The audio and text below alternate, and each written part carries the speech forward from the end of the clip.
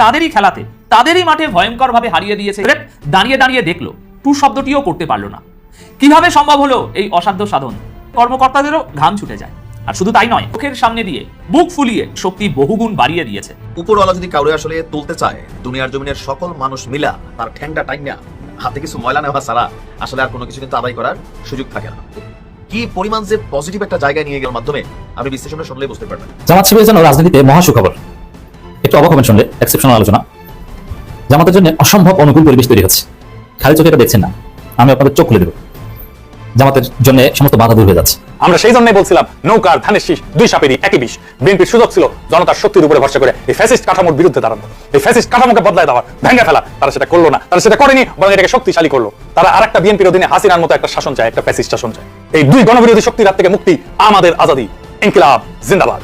কারণ আমি নিশ্চিত দেশনেত্রী বেগম খালেদা জিয়া যদি কবর থেকে উঠে এসে আরেকবার দাঁড়াতে পারে, উনি এই ৭২-এর মুজিববাদী সংবিধানকে ছুড়ে মারবেন, সাথে সাথে তার কুলাঙ্গার পুত্র বাংলাদেশের মানুষের সাথে বেইমানি করা জনাব তারেক রহমানকেও ছুড়ে ফেলবেন। বিএনপি সরকারের আসল রূপ কি ইতিমধ্যেই বেরিয়ে পড়তে শুরু করেছে? দেশে কি আবার নতুন করে কোনো স্বৈরাচারের জন্ম হতে যাচ্ছে? আসিফ মাহমুদ থেকে শুরু করে জামায়াত ইসলামী সবাই কেন বারবার জাতিকে সতর্ক করছেন? আমাদের মাননীয় প্রধানমন্ত্রী জনাব তারেক রহমান তিনি আবারও আরেকটি ভুল তথ্য জাতির সামনে উপস্থাপন করেছেন। আর এবার কোনো বক্তৃতার মঞ্চে নয়, স্বয়ং সংসদের ভিতরে দাঁড়িয়ে তিনি মারাত্মক তথ্য দিয়েছেন, যেটি আসলে মোটেই কাম্য নয়। আসসালামু আলাইকুম দর্শক, বাংলাদেশের বর্তমান রাজনৈতিক প্রেক্ষাপট নিয়ে আজকের এই ভিডিওটি সাজানো। ভিডিওর শুরুতেই অনেকগুলো ভিডিওর অংশ বিশেষ আপনারা অলরেডি দেখে ফেলেছেন, দেখেই বুঝতে পেরেছেন যে আজকের এই ভিডিওটি কতটুকু গুরুত্বপূর্ণ এবং আকর্ষণীয় হতে চলেছে। সবাইকে বলবো আজকের এই ভিডিওটি আপনাদেরকে ধৈর্য সহকারে দেখতে হবে এবং প্রত্যেকটি বিশ্লেষকের বিশ্লেষণগুলো মনোযোগ সহকারে শুনতে হবে। তাহলেই আজকের এই ভিডিওর সারমর্ম জানতে পারবেন বা বুঝতে পারবেন। তো চলুন তাহলে কথা না বাড়াই, একটা লাইক দিয়ে সবগুলো ভিডিওর বিস্তারিত আলোচনাগুলো শুনে আসি। বোবা মানুষের শত্রু নেই, একসময়ের বহুল প্রচলিত এই প্রবাদটি এখন যেন বুমেরাং হয়ে ফিরে এসেছে খোদ প্রধানমন্ত্রী তারেক রহমানের দিকে। রাজনৈতিক ময়দানে এতদিন সবার একটা বড় অভিযোগ ছিল, তিনি কেন কথা বলেন না, তিনি কি বোবা? কিন্তু যখন তিনি মুখ খুললেন তখন রাজনীতির মাঠ তো দূরের কথা, কাঁপছে পুরো নেট দুনিয়া। সামাজিক যোগাযোগ মাধ্যমে রীতিমতো ভাইরাল একটি পুরনো বিজ্ঞাপনের প্যারোডি, যার মুখ বন্ধ তার ভোট বন্ধ। একসময়ের সেই নীরব তারেক রহমান এখন প্রধানমন্ত্রী হিসেবে কথা বলছেন ঠিকই, কিন্তু তার প্রতিটি কথাই যেন জন্ম নিচ্ছে নতুন নতুন বিতর্কের আর খোরাক যোগাচ্ছে বিরোধী দলের হাস্যরসের। শেখ হাসিনার মতো একজন প্রবল প্রতাপশালী শাসককে হটিয়ে ক্ষমতায় বসা একজন সরকার প্রধানের কথা কি এতটা শিশুসুলভ হতে পারে? আজ আমরা বিশ্লেষণ করব প্রধানমন্ত্রী তারেক রহমানের সাম্প্রতিক কিছু মন্তব্য কিভাবে তার নিজের এবং দলের জন্য আত্মঘাতী হয়ে দাঁড়াচ্ছে। শুরুতে আসা যাক তার সবচেয়ে বিতর্কিত মন্তব্যটির দিকে। সম্প্রতি বিরোধী দল জামায়াত ইসলামীর সমালোচনা করতে গিয়ে প্রধানমন্ত্রী তারেক রহমান এমন এক কথা বলেছেন যা শুনে রাজনৈতিক বিশ্লেষকদের রীতিমতো আকাশ থেকে পড়ার মতো অবস্থা। তিনি বলেছেন, বিতাড়িত স্বৈরাচারের ভূত বিরোধী দলের উপর ভর করেছে। একটু থামুন এবং চিন্তা করুন, একটা ছোট বাচ্চাও তো বোঝে বিরোধী দল কি কখনো স্বৈরাচার হতে পারে? রাষ্ট্রবিজ্ঞানের ইতিহাসে এর কোনো নজির কি আদৌ আছে? স্বৈরাচার হওয়ার প্রথম এবং প্রধান শর্তই হলো ক্ষমতার মসনদে বসে থাকা। যার হাতে প্রশাসন নেই সে কিভাবে স্বৈরাচার হয়? বিরোধী দলে থাকলে সবাই সাধু, আসল রূপ তো বেরিয়ে আসে ক্ষমতায় গেলে। আর ক্ষমতায় গিয়ে বর্তমান সরকার কি করছে? প্রধানমন্ত্রী তারেক রহমানের এই সরকার কি সত্যি জুলাই গণঅভ্যুত্থানের স্পিরিট ধরে রাখতে পেরেছে? বাস্তব চিত্র কিন্তু সম্পূর্ণ ভিন্ন। গায়ের জোর খাটিয়ে সংবিধান সংস্কারের শপথ না নেয়া স্বৈরাচার স্টাইলে বাংলাদেশ ক্রিকেট বোর্ড বিসিবি ভেঙে দিয়ে নিজেদের ইচ্ছে মতো পকেট কমিটি বা বাপের দোয়া ক্রিকেট টিম বানানো, দেশের স্বনামধন্য বিশ্ববিদ্যালয়গুলো থেকে যোগ্য ভিসিদের সরিয়ে নিজেদের লোক বসানো, এগুলো কি স্বৈরাচার স্টাইল নয়? শেখ হাসিনা ক্ষমতায় থাকতে ঠিক যা যা করতেন আজ এই সরকারও তো ঠিক সেই একই পথে হাঁটছে। তাহলে স্বৈরাচারের ভূতটা আসলে কার ঘাড়ে চেপেছে? বিরোধী দলের ঘাড়ে নাকি খোদ সরকারের ঘাড়ে? নিজের সরকারের স্বৈরাচারের রূপ ঢাকার জন্যই কি প্রধানমন্ত্রী বিরোধী দলের দিকে আঙুল তুলছেন? এই প্রশ্ন আজ সাধারণ মানুষের মুখে মুখে। মাননীয় প্রধানমন্ত্রীর কথা বলার ধরন নিয়ে বিতর্ক এখানেই শেষ নয়। সম্প্রতি তার আরেকটি মন্তব্য সোশ্যাল মিডিয়ায় রীতিমতো হাসির খোরাক হয়ে দাঁড়িয়েছে। তিনি দাবি করেছেন 1979 সালে মজলুম জননেতা মাওলানা ভাসানী নাকি শহীদ প্রেসিডেন্ট জিয়াউর রহমানের হাতে ধানের শীষ প্রতীক তুলে দিয়েছিলেন। কি এক অদ্ভুত ইতিহাস বিকৃতি! একটু ইতিহাসের পাতা উল্টালে দেখা যায় আব্দুল হামিদ খান ভাসানী ইন্তিকাল করেছেন 1976 সালে। তাহলে যিনি 1976 সালে মারা গেলেন তিনি মৃত্যুর 3 বছর পর 1979 সালে কিভাবে কবর থেকে উঠে এসে জিয়াউর রহমানের হাতে ধানের শীষ তুলে দিলেন? একজন প্রধানমন্ত্রীর মুখ থেকে এমন ইতিহাস বিকৃত করা বক্তব্য কি মানায়? ইতিহাসের সত্যটা আসলে কি? ধানের শীষ প্রতীকটা জিয়াউর রহমানকে কেউ স্বেচ্ছায় তুলে দেয়নি, বরং এই প্রতীকটি এক প্রকার হাইজ্যাক করা হয়েছিল। এই প্রতীক নিয়ে পরবর্তীতে বিএনপিতে কত নাটকই না হয়েছে। একটা পর্যায়ে ব্যারিস্টার নাজমুল হুদা এই ধানের শীষকে নিজের দাবি করে বসেছিলেন। এমনকি 111-এর সময় শেখ হাসিনার আশীর্বাদ পুষ্ট সরকার এই প্রতীকটি সংস্কারপন্থীদের হাতে তুলে দিতে চেয়েছিল, কারণ সবাই জানতো এটি বিএনপির কোনো স্বতঃস্ফূর্ত প্রতীক নয়, বরং ভাসানের কাছ থেকে ছিনিয়ে নেওয়া একটা প্রতীক। অথচ আজ সেই ছিনতাই করা প্রতীক নিয়ে প্রধানমন্ত্রী ইতিহাস বিকৃত করে এমন এক কল্পকাহিনী ফাঁদলেন যা শুনে মানুষ হাসবে না তো কি করবে। প্রধানমন্ত্রীর এই গাফস বা খেই হারিয়ে ফেলা বক্তব্য নতুন কিন্তু নয়। নির্বাচনের আগেও তিনি এমন কিছু মন্তব্য করেছিলেন যা নিয়ে রীতিমতো ট্রল হয়েছিল। মনে আছে সেই ফরিদপুরে সয়াবিন চাষের কথা? তিনি অবলীলায় বলে বসলেন ফরিদপুরে সয়াবিন চাষ করবেন, অথচ সেখানকার মাটি বা পরিবেশ সয়াবিন চাষের জন্য কোনোভাবেই উপযোগী নয়। তাদের নিজের দলেরই এক সংসদ সদস্য তাকে শীর্ষ মুক্তিযোদ্ধা উপাধি দিয়ে এক হাস্যকর পরিস্থিতির সৃষ্টি করেছিলেন, আর এখন নেটিজেনরা তাকে বোবা তারেক বলে কটাক্ষ করতেও ছাড়ছে না। একজন দেশের প্রধানমন্ত্রী যিনি রাষ্ট্রের হর্তাকর্তা, তার প্রতিটি শব্দ হতে হবে মাপা, প্রতিটি বাক্য হতে হয় তথ্যবহুল এবং গাম্ভীর্যপূর্ণ। আমরা যদি অতীতের দিকে তাকাই, হুসেইন মোহাম্মদ এরশাদ, জিয়াউর রহমান, খালেদা জিয়া, এমনকি সদ্য বিতাড়িত শেখ হাসিনাও যখন কথা বলতেন তাদের কথায় একটা পলিটিক্যাল ম্যাচিউরিটি বা পরিপক্কতা ছিল। তাদের এক একজনের ম্যান্ডেট ভিন্ন ছিল, কিন্তু তাদের বিরুদ্ধে হাজারো অভিযোগ আছে, কিন্তু তাদের প্রেস ব্রিফিং বা বক্তব্য কখনো এমন সস্তা কমেডি শোতে পরিণত হয়নি। প্রধানমন্ত্রী তারেক রহমান এই জায়গায় এসে যেন তার পূর্বসূরীদের চেয়ে যোজন যোজন পিছিয়ে পড়েছেন। গণতন্ত্রে সরকারের বিরোধী দলের সমালোচনা করবে, বিরোধী দল সরকারের সমালোচনা করবে, এটাই তো স্বাভাবিক রাজনৈতিক শিষ্টাচার। প্রধানমন্ত্রী যদি বলতেন যে জামায়াতে ইসলামী অমুক অমুক জায়গায় গণতান্ত্রিক সীমারেখা লঙ্ঘন করছে বা তাদের অমুক দাবিটি অযৌক্তিক, তাহলে সেটা হতো গঠনমূলক সমালোচনা, কিন্তু তিনি তা না করে তিনি বলছেন বিরোধী দল স্বৈরাচার হয়ে গেছে। তিনি আরো দাবি করেছেন বিরোধী দল নাকি বলেছে সরকারকে এক মুহূর্ত শান্তিতে থাকতে দেব না, অথচ আজকের বিরোধী দল জামায়াতে ইসলামী কি একবারও এমন কথা বলেছে? এই ডায়লগ তো অতীত রাজনীতিতে অন্য কারো মুখে শোনা যেত, বরং সত্যটা হলো জামায়াতে ইসলামী এই সরকারকে যথেষ্ট সমীহ করে চলছে। এক সময়ের জোটসঙ্গী হিসেবে তারা বিএনপিকে যথেষ্ট ছাড় দিচ্ছে। জামায়াতে ইসলামীর ভিতরে এখন ক্ষোভ তৈরি হচ্ছে যে তারা কেন আওয়ামী লীগের মতো হার্ডলাইন রাজনীতি করছে না, কেন সরকারকে চাপে ফেলছে না। এত কিছুর পরেও জামায়াত কিন্তু যথেষ্ট পরিপক্কতার পরিচয় দিচ্ছে। তারা এ পর্যন্ত কোনো হরতাল ডাকেনি, জ্বালাও পোড়াও করেনি, দেশে কোনো বিশৃঙ্খল সৃষ্টি করেনি। জুলাই গণঅভ্যুত্থানের স্পিরিট এবং গণভোটের রায় নিয়ে বিএনপির টালবাহানার প্রতিবাদে তারা সম্পূর্ণ গণতান্ত্রিক প্রক্রিয়ায় বিক্ষোভ মিছিল করেছে, সংসদে ওয়াকআউট করার মতো সভ্য রাজনৈতিক হাতিয়ার ব্যবহার করছে। বিরোধী দল হিসেবে তারা যেখানে এতটা ম্যাচিউরিটি দেখাচ্ছে, সেখানে খোদ সরকার প্রধান হয়ে প্রধানমন্ত্রী তারেক রহমান যদি এমন আবল তাবল বকতে থাকেন, তবে সেটা বিএনপির জন্য এক অশনি সংকেত। আজ বিএনপি যদি এখনই খেই হারিয়ে ফেলে, তবে ভবিষ্যতে দেশের পরিস্থিতি ঘোলাটে হলে তারা সামাল দেবে কিভাবে?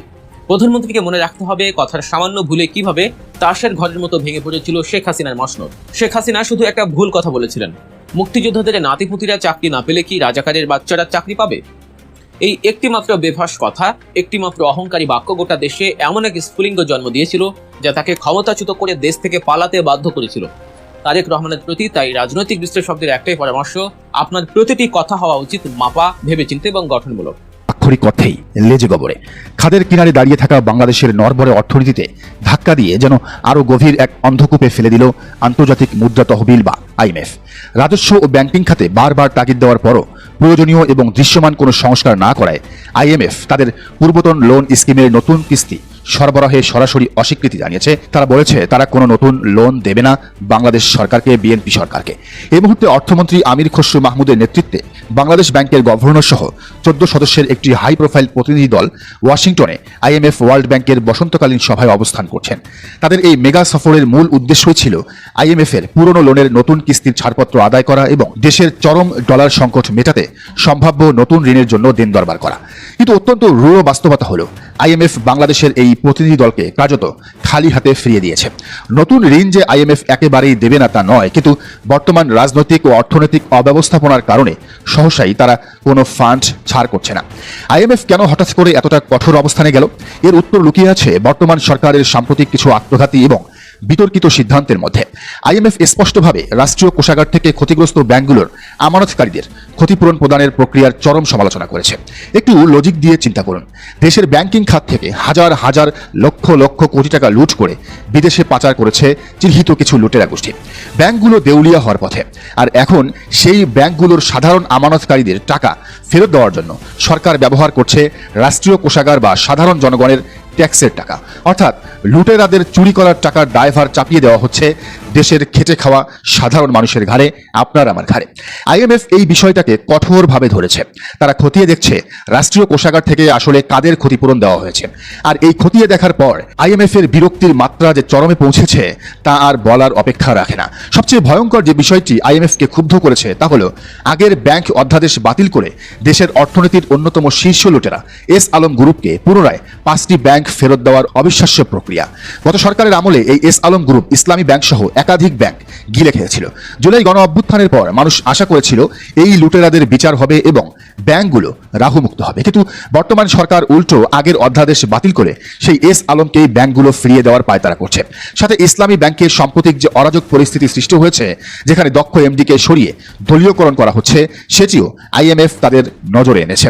একটি দেশের ব্যাংকিং খাত কতটা দুর্নীতিগ্রস্ত হলে আন্তর্জাতিক সংস্থা এভাবে আঙ্গুল তুলে দেখাতে পারে তা সত্যি ভাবনার বিষয়। আইএমএফ এর এই কিস্তি আটকে যাওয়াটা এমন একটা সময় ঘটল যখন দেশের জ্বালানি নিরাপত্তা পুরোপুরি খাদের কিনারে। মধ্যপ্রাচ্যে ইরান যুদ্ধের কারণে পারস্য উপসাগর এবং হরমুজ প্রণালীতে যে রণক্ষেত্র তৈরি হয়েছে তার সরাসরি প্রভাব পড়েছে বিশ্ববাজারে। আন্তর্জাতিক বাজারে জ্বালানি তেল, গ্যাস ও সারের দাম লাফিয়ে লাফিয়ে বাড়ছে। অর্থ মন্ত্রণালয়ের হিসাব অনুযায়ী বাড়তি দামে এসব পণ্য আমদানিতে আগামী মাত্র 4 মাসে বাংলাদেশের প্রয়োজন 300 কোটি মার্কিন ডলার, অর্থাৎ $3 বিলিয়ন, অর্থাৎ প্রায় 35,000 কোটি টাকা। এছাড়া দেশের ভেতরের অর্থনীতি সচল রাখতে শুধু ভর্তুকি দিতেই লাগবে আরও প্রায় 38,000 কোটি টাকা। সরকার ইতিমধ্যে চরম অর্থ সংকটে পড়ে অভ্যন্তরীণ এবং বৈদেশিক উৎস থেকে প্রায় 41,000 কোটি টাকা ঋণ করে ফেলেছে মাত্র 2 মাস বয়সের সরকার। এখন যদি আইএমএফ তাদের ঋণের কিস্তি ছাড় না করে তবে বিদেশ থেকে তেল আর দেশে আসবে না। ইস্টার্ন রিফাইনারি বন্ধ হয়ে গেছে, বিদ্যুৎ কেন্দ্রগুলো জ্বালানির অভাবে স্তব্ধ হয়ে যাবে এবং পুরো দেশ অন্ধকারে তলিয়ে যাবে।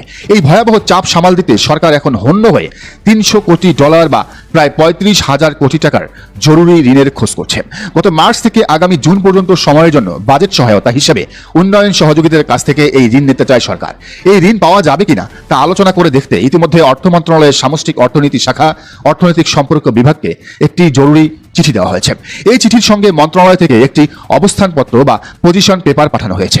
সেখানে জরুরি ঋণ সহায়তার জন্য মধ্যপ্রাচ্যের যুদ্ধের কারণে বাংলাদেশের অর্থনীতির উপর তৈরি হওয়া বহুমুখী চাপগুলো নানা উপাত্ত তথ্য দিয়ে তুলে ধরা হয়েছে। ওই অবস্থানপত্রে বলা হয়েছে এই $3 বিলিয়ন ঋণ মূলত 3টি প্রধান ক্ষেত্রে ভূমিকা রাখবে। প্রথমত, এই ঋণ বাংলাদেশের তলানিতে নামা বৈদেশিক মুদ্রার মজুদ বা রিজার্ভ ধরে রাখতে এবং জ্বালানি, সার ও খাদ্য আমদানি নিরবিচ্ছিন্ন রাখতে সহায়তা করবে। দ্বিতীয়ত, দেশের নির্দিষ্ট কিছু দরিদ্র ও সুবিধা বঞ্চিত জনগোষ্ঠীকে নির্দিষ্ট সময়ের জন্য আর্থিক বা সামাজিক নিরাপত্তা সহায়তা দিতে ভূমিকা রাখবে। তৃতীয়ত, দেশে জ্বালানি তেল, গ্যাস, সার ইত্যাদির আন্তর্জাতিক বাজারের কারণে যে অস্বাভাবিক মূল্যবৃদ্ধি ঘটছে তা ঠেকাতে ভর্তুকি হিসেবে এই অর্থ ব্যয় করা যাবে। দেশের যখন এই লেজে গোবরের অবস্থা, যখন আইএমএফ ঋণ আটকে দিচ্ছে, যখন তেলের অভাবে দেশ অচল হওয়ার উপক্রম, যখন বিদ্যুতের অভাবে সারা দেশে 8 থেকে 10, 15, 20 ঘন্টা পর্যন্ত লোডশেডিং হচ্ছে, তখন সরকার সাধারণ মানুষের চোখ অন্যদিকে ফেরাতে মেতে উঠেছে কার্ড বিতরণের লোক দেখানোর রাজনীতিতে। চরম অর্থনৈতিক সংকটের মধ্যেও সরকার কৃষক কার্ড, ফ্যামিলি কার্ড, খেলোয়াড় কার্ড ইত্যাদি নিয়ে পড়ে আছে। এই কার্ডগুলো মূলত সাধারণ মানুষকে একটি মিথ্যা সান্ত্বনা দেওয়ার জন্য রাজনৈতিক হাতিয়ার ছাড়া আর কিছুই নয়। সাধারণ মানুষের পকেটে টাকা নেই, বাজারে জিনিসপত্রের দাম আকাশচুম্বী, ব্যাংকে টাকা রাখলে তা ফেরত পাওয়ার গ্যারান্টি নেই, আর সরকার মানুষকে কার্ড ধরিয়ে দিচ্ছে। অবস্থা এমন এক পর্যায়ে গিয়ে পৌঁছেছে যে আগামী কিছুদিন পর মানুষের পকেটে শুধু এসব রঙিন কার্ডই থাকবে, কিন্তু সেই কার্ড দিয়ে বাজারে গেলে 1 কেজি চাল বা 1 লিটার তেলও কেনা যাবে না। কারণ কার্ড দিয়ে তো আর আন্তর্জাতিক বাজার থেকে তেল গ্যাস কেনা যায় না, তার জন্য লাগে ডলার। আর সেই ডলারের পাইপলাইন আইএমএফ বন্ধ করে দিচ্ছে আমাদের নিজেদেরই লুটেরা তোষণ নীতির কারণে। আজকে অর্থমন্ত্রী আমির খসরু মাহমুদের 14 সদস্যের বহর ওয়াশিংটনে বসে যে ব্যর্থতার স্বাদ নিচ্ছেন তার জন্য দায়ী এই দেশের পচা গলা রাজনৈতিক ও অর্থনৈতিক সিস্টেম। আপনারা লুটেরা এস আলমকে ব্যাংক ফেরত দেবেন, ইসলামী ব্যাংক ধ্বংস করবেন, আর আইএমএফ আপনাদের ডলারের বস্তা দেবে, এমনটা ভাবা চরম বোকামি। যদি দ্রুত রাজস্ব খাতে সংস্কার আনা না হয়, ব্যাংকিং খাতকে লুটেরাদের হাত থেকে রক্ষা করা না হয়, তবে আগামী কয়েক মাসের মধ্যে বাংলাদেশ এক ভয়াবহ অর্থনৈতিক সুনামির মুখোমুখি হতে যাচ্ছে, যেখানে লোডশেডিং, মূল্যস্ফীতি এবং বেকারত্ব আমাদের দৈনন্দিন জীবনকে পুরোপুরি স্থবির করে দেবে। সময় ফুরিয়ে আসছে, আর হয়তো খুব শীঘ্রই আমাদের অর্থনীতি তার সবচেয়ে বড় মাসুল গুনতে যাচ্ছে। আমাদের মাননীয় প্রধানমন্ত্রী জনাব তারেক রহমান তিনি আবারও আরেকটি ভুল তথ্য জাতির সামনে উপস্থাপন করেছেন। আর এবার কোনো বক্তৃতার মঞ্চে নয়, স্বয়ং সংসদের ভিতরে দাঁড়িয়ে তিনি একটি মারাত্মক তথ্য দিয়েছেন, যেটি আসলে মোটেই কাম্য নয়। এই বিষয়ে তার আরো বেশি জানাশোনার দরকার ছিল বলে আমরা মনে করি। চট্টগ্রাম থেকে নির্বাচিত সালাউদ্দিন কাদের চৌধুরীর ছেলে হুম্মাম কাদের তিনি প্রধানমন্ত্রীর কাছে একটি সম্পূরক প্রশ্ন করেন, বেসরকারি শিক্ষা প্রতিষ্ঠানে সরকারের বেঁধে দেওয়া গাইডলাইন বা সরকারের নীতি নির্ধারণী বিষয়ে কার্যকর হবে কিনা, এই বিষয়টি প্রধানমন্ত্রীর কাছে জানতে চাওয়া হয়। এই প্রশ্নের জবাবে প্রধানমন্ত্রী যা বললেন এটা রীতিমতো চমকে ওঠার মতো, শিউরে ওঠার মতো। গতকালকের ভিডিওতেও বলেছি, তিনি টাঙ্গাইলে মাওলানা আব্দুল হামিদ খান ভাসানী সংক্রান্ত যে বক্তব্যটি দিয়েছেন সেখানে একটি মারাত্মক রকমের ভুল তথ্য দিয়েছেন। তিনি কি বলেছেন চলুন আগে আমরা সেই বিষয়টা একটু শুনে আসি, হুম্মাম কাদেরের প্রশ্ন সহ। মাননীয় স্পিকার, আপনাকে ধন্যবাদ। বর্তমানে মাননীয় প্রধানমন্ত্রী, আমরা যেটা দেখে এসেছি গত 17 বছর ধরে প্রাইভেট যে স্কুলগুলি ছিল সেখানে টিচার নিয়োগ দেওয়ার সময় কোনো ধরনের গাইডলাইন অথবা কোনো সার্টিফিকেট দেওয়া হতো না। আপনাদের কি কোনো উদ্যোগ হবে যে নতুন টিচার নিয়োগ দেওয়ার সময় প্রাইভেট স্কুলের জন্য তাদেরকে কোনো ধরনের সার্টিফিকেশন অথবা কোনো নতুন গাইডলাইন দেওয়ার? ধন্যবাদ। মাননীয় প্রধানমন্ত্রী, মাননীয় সংসদ সদস্য, আপনার সম্পূর্ণ প্রশ্নের জন্য যে ধন্যবাদ। তৃতীয় সারিতে যে তুলসী বিরোধী প্রাইভেট দলের স্কুলের যে গাইডলাইন, এটা তো প্রাইভেট স্কুল আপনি নিজে উল্লেখ করেছেন। স্বাভাবিকভাবে প্রাইভেট স্কুলের ব্যাপারে গাইডলাইন তো সরকারের দেওয়ার কথা না, সেটা তারা নিজেরাই ঠিক করবে। তবে এ ব্যাপারে যদি আপনার কোনো পরামর্শ থাকে সেটি আপনি যদি মন্ত্রণালয়ে জমা দেন, সে বিষয়ে নিশ্চয়ই আমরা বিবেচনা বা আলোচনা করে দেখতে পারি। এটা তো আসলে জবাব হলো না। বেসরকারি প্রতিষ্ঠানে, শিক্ষা প্রতিষ্ঠানে যদি সরকারি গাইডলাইন না থাকে তাহলে কি এটা যাকে খুশি যেরকম খুশি চলতে দেওয়া উচিত? যার যা খুশি তাই করতে পারবে? সরকারি গাইডলাইন এখানে না থাকবে না? যদি না থাকে তাহলে তো কেউ একজন তার স্কুলে একটা নতুন একটা স্কুল বানালো, সেই স্কুলে জাতীয় সঙ্গীত গাওয়ার পরিবর্তে সে মনে করেন পাকিস্তানের জাতীয় সঙ্গীত গাওয়া শুরু করে দিল। আর একজন মনে করেন আর একটা স্কুল বানালো, সেখানে সে তার ইউনিফর্ম বানাই দিল ধুতি, যে ছাত্রছাত্রীদের অবশ্যই ধুতি পরে আসতে হবে, এটা এই স্কুলের নিয়ম। এটা কি এটা হবে? হয়? সুতরাং অবশ্যই শিক্ষা প্রতিষ্ঠানে, বেসরকারি শিক্ষা প্রতিষ্ঠানে সরকারি নীতিমালা এবং গাইডলাইন থাকতে হবে এবং বেসরকারি শিক্ষা প্রতিষ্ঠান সরকারের এই গাইডলাইন মেনে চলতে বাধ্য হবে। না হলে তো ওই প্রতিষ্ঠান স্বেচ্ছাচারী হয়ে যাবে, তার যা খুশি সে তাই করবে। অপরাধ বাড়বে, দুর্নীতি বাড়বে, কোচিং বাণিজ্য বাড়বে, ছাত্রছাত্রীদের ক্লাসে পাঠদানের বিষয়টি ব্যাহত হবে, নানাবিধ সমস্যা তৈরি হবে।